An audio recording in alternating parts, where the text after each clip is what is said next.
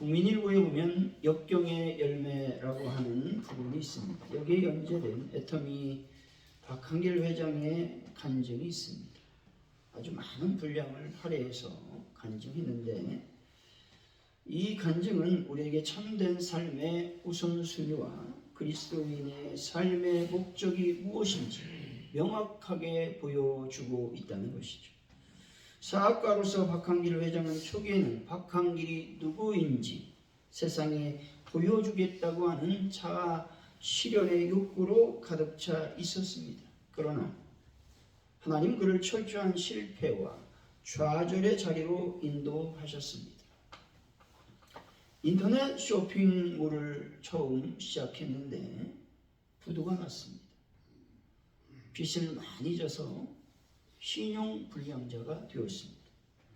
설상가상으로 40대 후반에 당뇨, 강경화로 6개월 시한부 선고를 받게 되었습니다. 이 간이 안 좋으면 간성원수가 일어난다는 거예요. 간성원수 때문에 길을 가다가 쓰러져서 이 안면 골절까지 당하는, 그래서 몸이 망가지고 또 세팡살이를 전전하는 처참한 환경에 이르게 되었다는 겁니다. 하지만 그는 병을 낫게 해 주십시오라고 또 이 가난을 면하게 해 주십시오라고 기도하지 못했다는 것입니다. 왜냐하면 자신이 병들고 왜 가난했는지에 대해서 알고 있었기 때문에 그렇다는 것이죠. 그는 이렇게 고백합니다. 만약 사업이 성공했다면 하나님은 내 인생의 우선순위에서 밀려났을 것입니다 라고 말이죠. 박 회장은 골로새서 3장 5절 말씀을 통해 탐심이 왜 우상숭배인지 깊이 깨닫게 되었습니다. 눈에 보이는 불상에 절하지 않았더라도 재물과 명예를 얻어 나라는 존재를 높이려 했던 그 자체가 십계명을 어긴 우상숭배였다는 사실입니다. 그는 하나님을 99% 의지하고 물질을 1%라도 의지하게 된다면 그것은 99%짜리 믿음이 아니라 0%의 믿음임을 말하고 있습니다. 재물의 신인 mammon의 가장 큰 거짓말은 무엇이겠습니까? 물질이 풍부하면 만족하겠고 돈이 많아지면 헌금하겠습니다 라는 것입니다. 그러나 부자가 된 지금 그는 확신합니다. 재물로 허허로운 가슴을 채운 사람은 없으며 마음은 오직 내려놓고 비울 때 하나님의 은혜로만 채워진다는 사실을 깨닫게 되었다고 확신하고 있다는 것이죠. 시한부 인생을 살던 그는 심판대 앞에서 책망을 받지 않기 위해 죽기 전에 5명만 전도하고 죽겠습니다 라는 결단을 내립니다. 주님이 보혈로 나를 사셨으니 나는 주님의 노예라는 사실을 깨달음 속에 자신의 뜻이 아닌 주님의 뜻을 따르기로 한 것입니다. 그는 직접 쓰러질 때까지 제품을 팔며 복음을 증거했습니다. 어차피 죽을 인생 몇 달 더 살려고 누워있기보다 복음을 전하다가 죽겠다는 각오였던 것이죠. 근데 놀라운 일이 발생하게 됩니다. 몇 달 후에 간 수치가 250이었는데 여러분 25로 떨어진 것이죠. 엄청난 기적이 일어난 것이죠. 5명에게 복음을 전하려던 통로가 커져서 오늘날의 애터미가 되었다는 것이죠. 박한길 회장은 강조합니다. 그리스도인의 장사는 망했더라도 남아야 합니다. 남은 것이란 복음을 전하여 천국의 보화를 쌓는 것입니다 라고 말이죠. 복음을 전하지 않으면 아무리 사업이 잘 되었더라도 천국에서 남는 것이 없습니다 라고 말하고 있습니다. 여러분, 물질을 의지하지 말고 주신 물질을 선하게 사용하여 복음을 증거하는 분들이 되시기를 바랍니다. 내 뜻을 꺾고 하나님의 뜻에 순종할 때 하나님은 우리의 건강과 환경을 회복시키실 뿐만 아니라 영원한 천국 부활을 예비하실 것입니다. 사랑하는 성도 여러분, 우리의 삶과 사업은 나라는 우상을 세우는 도구가 아니라 하나님의 영광을 드러내는 통로인 것을 기억하시고 복음을 증거하심으로 천국의 보화를 쌓는 분들이 되시기를 예수 이름으로 간절히 축원드립니다. 오늘의 본문은 아브라함이 받은 언약의 근거가 율법이 아니라 믿음이었다고 말씀하고 있습니다. 만일 상속자의 자격이 율법 준수 여부에 달려있다면 인간의 연약함으로 인해 믿음은 무의미해지고 하나님의 약속은 파기될 수 없다고 말씀하고 있습니다. 아브라함이 믿는 하나님은 죽은 자를 살리시며 없는 것을 있는 것 같이 하는 분이다 라고 말하고 있지요. 아브라함이 하나님을 믿음으로 민족의 조상의 믿음의 조상이 되었다 라고 말하고 있는 것입니다. 오늘 본문을 통해 믿음의 여정이란 제목으로 믿음의 여정은 무엇인지 하나님의 은혜를 나누겠습니다. 믿음의 여정은 과연 무엇이겠습니까? 첫째로 믿음의 여정은 율법의 길이 아니라 은혜를 바라는 여정인 것입니다. 13절이죠. 한번 읽어봅니다. 시작. 아브라함이나 그 후손에게 세상의 상속자가 데려가신 언약은 율법으로 말미암은 것이 아니라 오직 믿음의 의로 말미암는 것이니라. 아멘.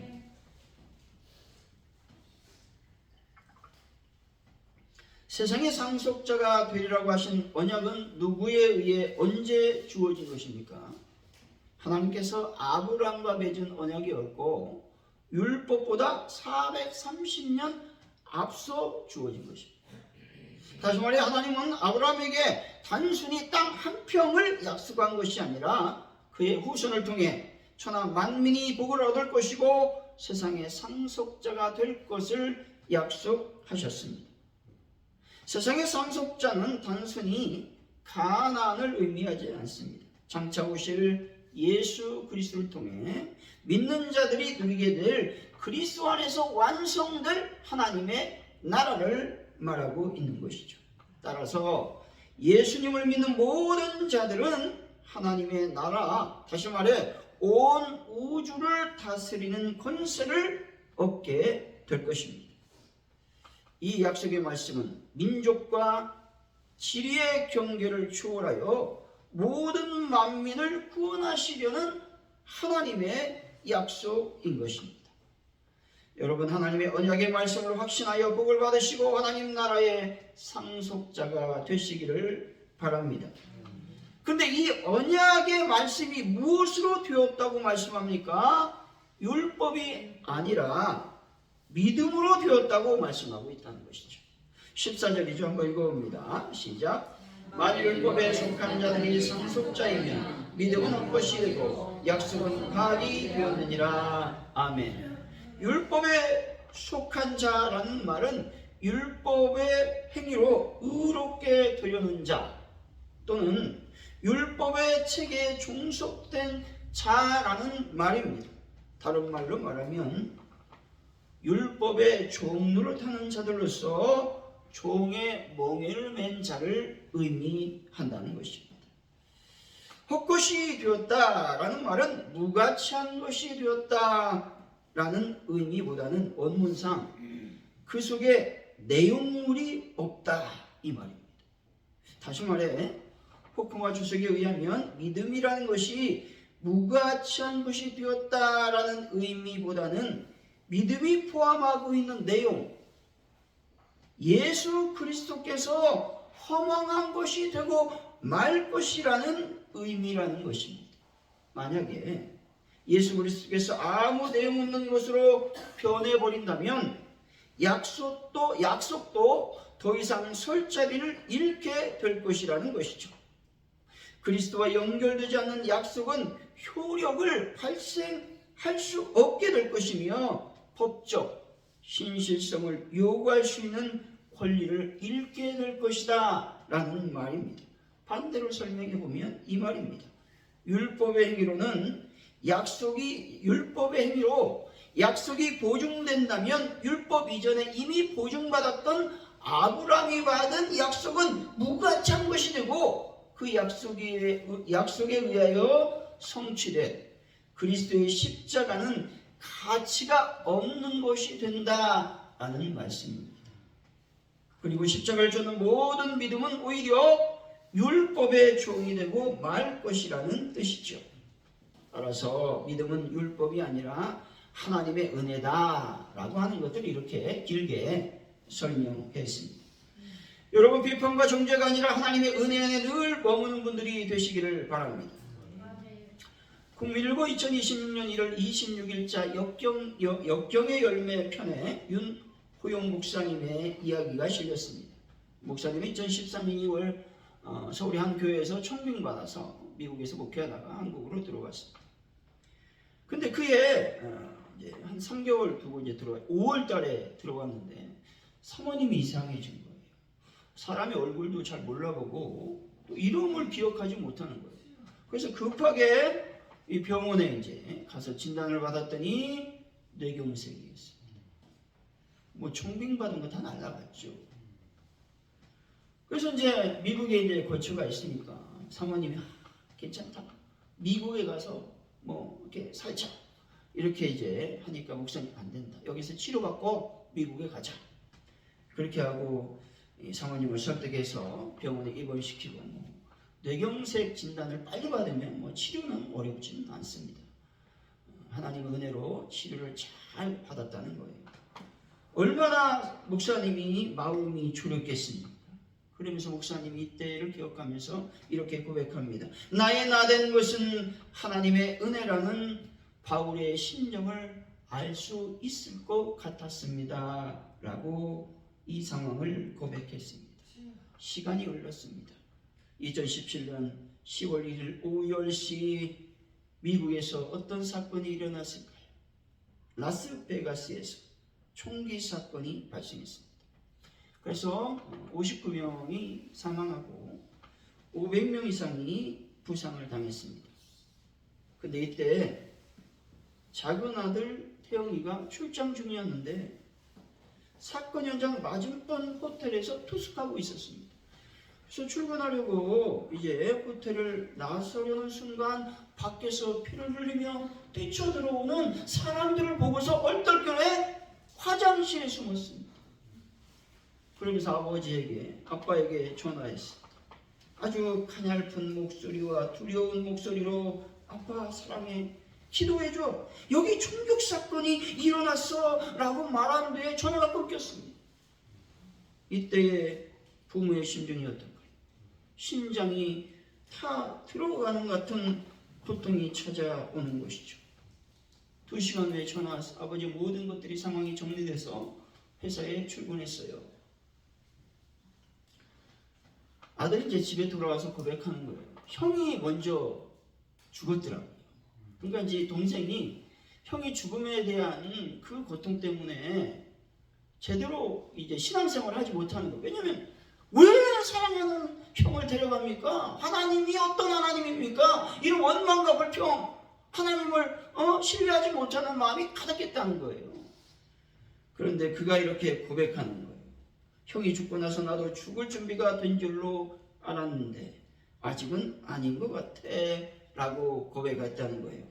그리고 그가 다시 신앙을 회복하는 시간이 기회가 되었다는 것입니다. 이 사건은 어찌 보면 단절된 하나님과 태영이를 연결시켜준 하나님의 은혜였던 것입니다. 사랑하는 성도 여러분, 하나님의 은혜로 걸어가는 믿음의 여정을 끝까지 걸어서 승리하는 분들이 다 되시기를 예수 이름으로 간절히 축원드립니다. 믿음의 여정은 무엇일까요? 둘째, 믿음의 여정은 믿는 자들의 조상이 되는 여정이라는 것이죠. 우리 17절이 좀 읽어봅니다. 시작. 기록된 바 내가 너를 많은 민족의 조상으로 세웠다 하신 것 같으니 그가 믿은 바 하나님은 죽은 자를 살리시며 아멘. 많은 민족이라고 하는 뜻은 문자적으로 혈연 공동체이면서 동시에 영적으로 보면 믿음의 원리를 따르는 모든 사람들을 의미한다는 것이죠. 여기서 모든 자들의 새로운 공동체라고 하는 말은 아브라함을 조상으로 둔 이유로 인하여 아브라함의 후손들에게 주어진 특권, 유익을 함께 소유하는 공동체를 의미한다는 것이죠. 세울 것이다 라고 말하지 않죠. 여기서 어떻게 말합니까? 세웠다 라고 말합니다. 옥스퍼드 주석에 의하면 이것은 과거의 어떤 결과가 현재까지 남아있다라는 뜻을 지닌다는 것이죠. 다시 말해서 과거에 이미 말씀하시는 순간 이미 성취된 거나 다름없는 확실성을 가졌다라는 말입니다. 그가 믿음 바 되었던 하나님은 어떤 하나님이라고 말씀하고 있습니까? 첫째로 창조주 하나님으로서 그분은 모든 사람들의 하나님이 되셨다라고 말하고 있고요. 둘째로 아브라함이 하나님 앞에서 모든 믿는 자의 조상이 되었다라는 것을 말하는 것이죠. 다시 말해서 하나님께서 아브라함을 열국의 아버지로 세우신 것은 그의 어떠함이 아니라 하나님의 정하신 뜻이었다라는 것이죠. 아브라함은 죽은 자를 살리시는 하나님의 창조적 능력을 믿었다는 것이죠. 이처럼 오늘날 우리도 예수를 다시 살리신 하나님을 신뢰할 때 아브라함의 가문에 속하게 된다는 것입니다. 이처럼 믿음은 우리를 아브라함의 자손이라는 영광스러운 신분으로 연결해주는 유일한 통로라는 것입니다. 살리시며라는 말씀은 생명을 주다라는 뜻으로서 하나님은 불가능해 보이는 상황 속에서도 한계를 초월하여 생명을 주시는 분이다라는 것입니다.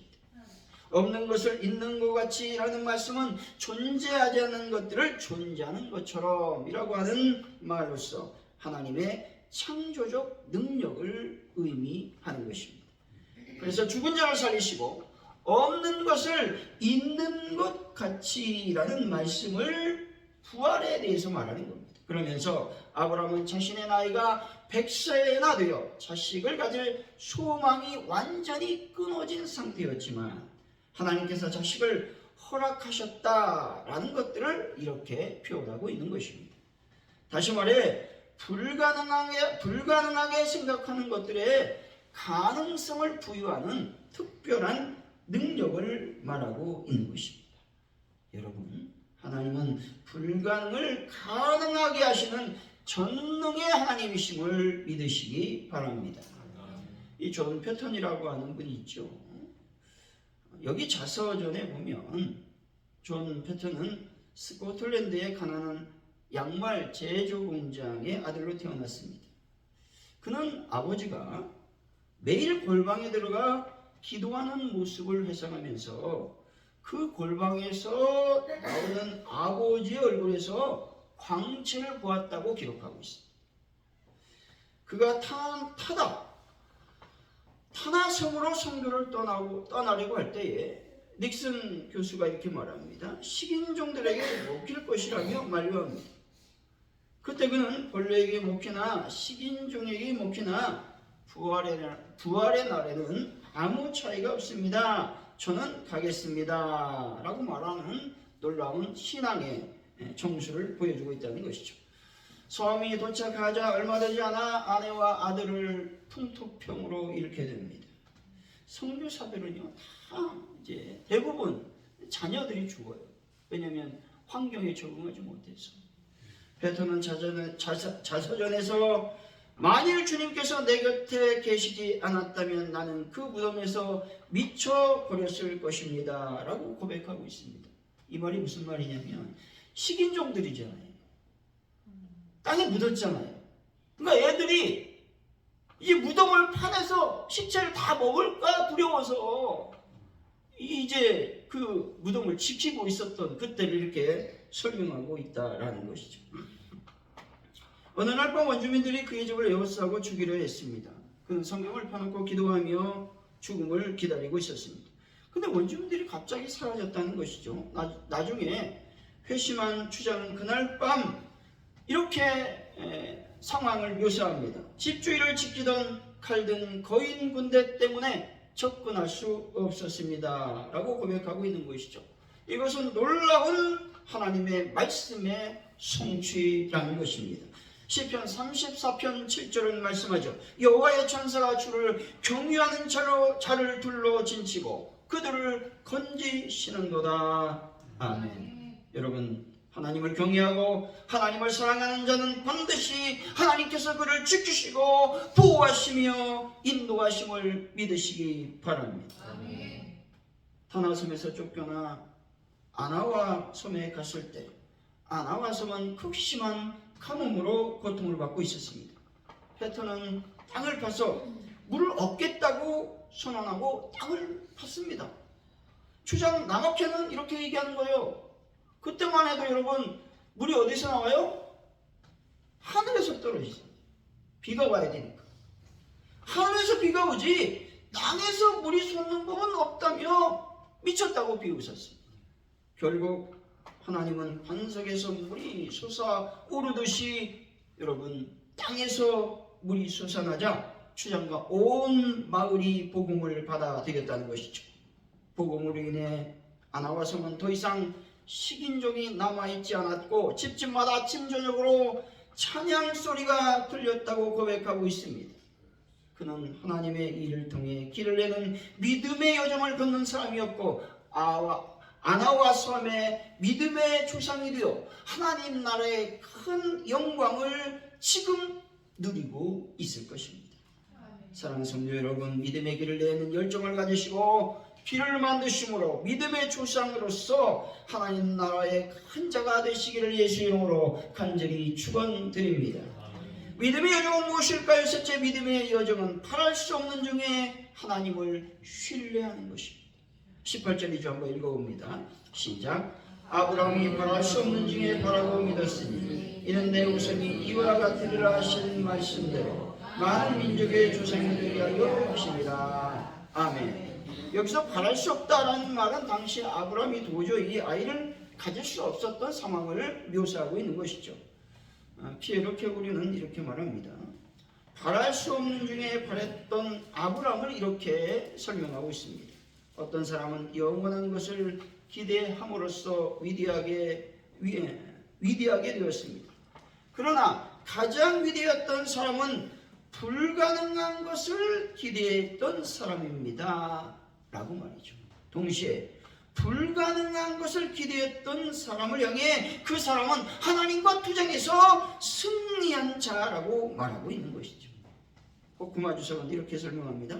아브라함이 인간으로는 불가능한 것을 아브라함이 바라고 믿었던 것은 자신의 소망에 대하여 믿음을 가졌다는 뜻이 아닙니다. 잘 들으시죠. 더 나아가 개인의 소망이 성취되는 것을 하나님과의 투쟁에서 승리한 것으로 묘사하는 것은 바울의 의도와 모순이 됩니다. 이해하시겠어요?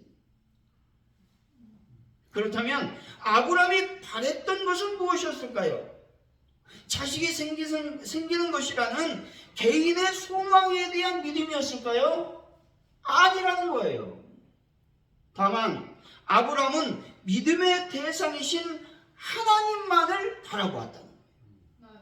때문에 소망이 성취된 뒤에도 하나님께 영광을 돌릴 수 있었습니다. 그래서 하나님이 이삭을 바치라고 했을 때 아멘할 수 있었던 거예요. 다시 말해 하나님을 바라보고 하나님을 사랑했을 때 혹시 기도 제목이 응답을 받지 않을지라도 실망하지 않고 하나님을 원망하지 않습니다. 곧 기도 제목과 소망이 이루어졌을 때 교만해지지 않고 하나님께 영광을 돌릴 수 있다라는 말입니다. 여러분, 여러분의 소망 중에 거하시는 하나님만 바라보는 분들이 되시기를 바랍니다. 네이버 블로그 도전 골든벨이라고 하는 사이트가 있는데 여기에서 발췌한 내용입니다. 찬송가 481장은 스코틀랜드 라이트 목사가 1847년 작시한 찬송시입니다. 본인이 이제 작시를 하고 이것을 사촌 누나에게 넘겨줍니다. 그가 이제 결핵으로 이제 죽었다가 살아나요. 그러면서 그가 깨닫습니다. 생명이 얼마 남지 않았구나 라는 것을 직감하고 이때 찬송시를 쭉 씁니다.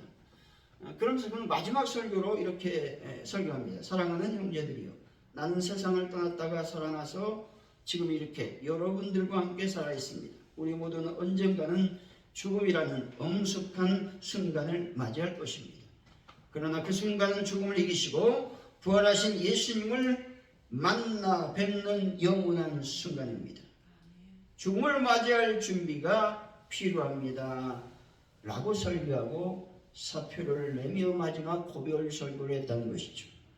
찬송시를 작시한 3조의 요양차 프랑스에 갔는데 거기에서 하나님의 부름을 받았다는 것이죠. 그 이후로부터 16년이 지난 후 월리엄 몽크라고 하는 분이 이 곡을 붙여서 찬송가가 탄생하게 되었다는 것이죠. 이게 그 당시 6천만 분가 그 정도 팔렸다고 기록하고 있습니다. 폐결핵으로 죽음을 앞둔 상황에서 원망과 불평 대신에 하나님을 향한 믿음을 잃지 않았다는 것이죠. 육신은 쇠약해지고 죽음이라는 그림자가 짙게 깔리는 상황이었지만 상황이 나아지기를 기도하기보다 변하지 않는 주님 나와 함께하여 주옵소서 라고 노래했던 것입니다. 로마서 14장 8절이죠. 우리가 살아도 주를 위하여 살고 죽어도 주를 위하여 죽나니 그러므로 사나 우리가 주의 것이로다. 아멘. 바랄 수 없는 중에 하나님을 신뢰하는 사람은 무엇을 하든 주를 위해 일하고 산다는 것입니다. 바랄 수 없는 중에 바라는 믿음의 여정을 걷는 사람은 결코 변하는 상황에 얽매이지 않습니다. 다만 상황을 다스리시는 하나님을 신뢰함으로 주님이 함께 하신다는 약속을 결코 놓지 않는다는 것입니다. 여러분, 상황이 어떠하든 하나님 여전히 여러분들의 하나님이심을 믿으시기 바랍니다. 결론적으로 믿음의 여정은 율법의 길이 아니라 은혜를 바라는 여정이고 믿는 자들의 조상이 되는 길이며 바랄 수 없는 중에 하나님을 신뢰하는 길인 것이죠.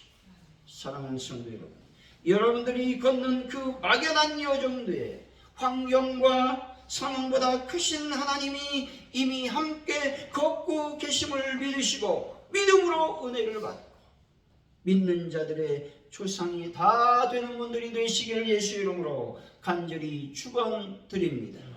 기도합니다. 하나님 아버지 감사합니다. 우리가 믿음의 여정을 걸어갈 때 막막합니다. 앞이 보이지 않을 때가 있습니다. 환경에 억눌리고 어려움에 휩싸일 때 힘들고 어렵습니다. 그러나 그때마다 하나님이 함께 하신다고 하는 믿음을 소유하고 놀라운 하나님의 은혜 안에 머물게 됨으로 말미암아 믿음의 조상들이 다 될 수 있도록 역사하여 주옵소서. 감사합니다. 예수님의 이름으로 기도하옵나이다. 아멘.